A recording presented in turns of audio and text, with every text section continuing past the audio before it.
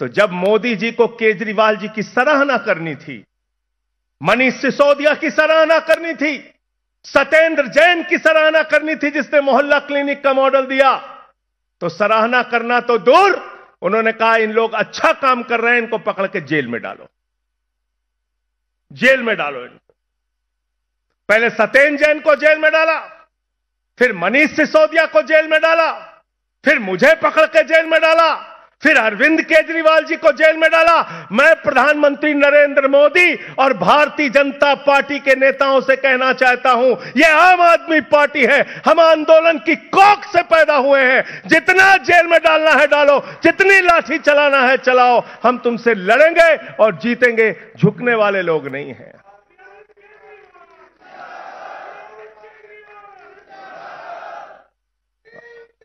आपने अरविंद केजरीवाल को जेल में डाल दिया।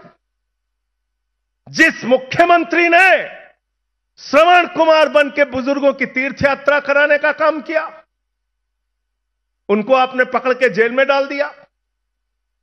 इसलिए साथियों और दोस्तों, आपसे कहना चाहता हूं, सत्ता का नशा, सत्ता का भूत जो इनके दिमाग पर सवार है, उसको अपनी झाड़ू से उतारने का काम आपको करना है। संसद में इनसे लड़ाई लड़ रहे हैं, सड़क पे इनसे लड़ाई लड़ रहे हैं। बिल्कुल ठीक कहा सुशील गुप्ता जी ने, कोई काम नहीं इनके पास, जाति धर्म, जाति धर्म, जाति धर्म, सिर्फ हिंदू मुसलमान इसके नाम पे आपको लड़ाने का काम करते हैं, समाज को बांटने का काम करते हैं। आप मुझे बताइए जरा, हिंदुस्तान में सबसे ज्यादा आबादी हिंदुओं की है, अगर बेरोजगारी बढ़ी तो सबसे ज्यादा नुकसान हिंदुओं का है। हिंदुस्तान में सबसे ज्यादा किसान हिंदू है, अगर एमएसपी नहीं मिलती, फसल का दाम नहीं मिलता, लाठियां मिलती हैं किसानों को, तो सबसे ज्यादा नुकसान हिंदुओं का है। अगर इस देश के अंदर महंगाई बढ़ती है तो सबसे ज्यादा आबादी हिंदुओं की है, महंगाई की सबसे ज्यादा मार हिंदुओं के ऊपर पड़ती है। अगर शिक्षा की बदहाली है तो सबसे ज्यादा बच्चे हिंदुओं के हैं, सबसे ज्यादा मार हिंदुओं को पड़ती है। अगर स्वास्थ्य की बदहाली है तो सबसे ज्यादा स्वास्थ्य की सेवा लेने वाले हिंदू हैं, स्वास्थ्य की बदहाली की सबसे ज्यादा मार हिंदुओं को पड़ती है। हिंदुओं के पीठ में छुरा मार के, उनके पेट पर लात मार के, उनके बच्चों को अग्निवीर में झोंक के तुम कहते हो तुम हिंदुओं का भला कर रहे हो, तुम हिंदुओं का सर्वनाश कर रहे हो। मैं कहना चाहता हूं,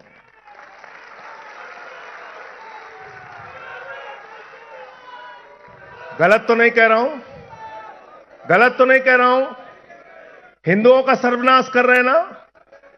अग्निवीर योजना, तुमको तो 73 साल में तीसरी बार प्रधानमंत्री बनना है नरेंद्र मोदी जी, और हरियाणा के जवान को कहते हो 4 साल में रिटायर हो जाओ।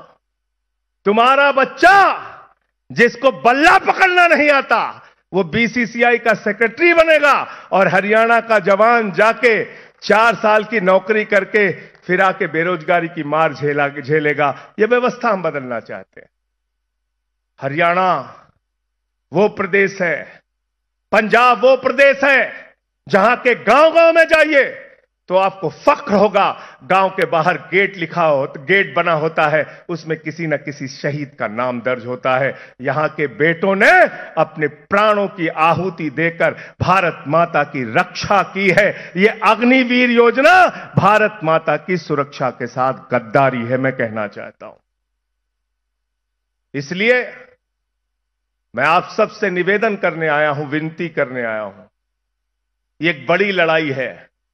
इस बड़ी लड़ाई में अपने बेटे, अपने लाल, इसी हरियाणा की धरती से जिस शख्स ने निकलकर आईआईटी की पढ़ाई की, कमिश्नर थे इनकम टैक्स विभाग में, हमारी भाभी जी भी कमिश्नर थी, दोनों लोगों ने उस बड़ी नौकरी को लात मार के समाज की सेवा का संकल्प लिया। 3 बार मुख्यमंत्री हैं दिल्ली के अरविंद केजरीवाल जी। अब अपने इस लाल को अपने हाथों से गले लगाकर हरियाणा के अंदर आम आदमी पार्टी की सरकार बनाइए। हरियाणा के अंदर आम आदमी पार्टी की सरकार बनाइए और इन भाजपाइयों से सावधान हो जाइए। आपने साइकिल चोर सुना होगा, बाइक चोर सुना होगा, कार चोर सुना होगा। ये भाजपाई विधायक चोर हैं, सांसद चोर हैं। अरे ये तो पार्टी चोर है, पार्टी चोर। उद्धव ठाकरे की तीर कमान चुरा ली, शरद पवार की घड़ी चुरा ली। आप क्या वो जेजेपी वाले का चुनाव निशान क्या था भाई? चप्पल था, उसकी चप्पल चुरा ली है? चाबी चुरा ली। पहले चप्पल थी कह रहे हैं, फिर बाद में चाबी हो गई। चप्पल भी थी, चाबी चुरा ली। बताओ आप, जो इनके साथ मिलता है उसको खत्म कर देते हैं।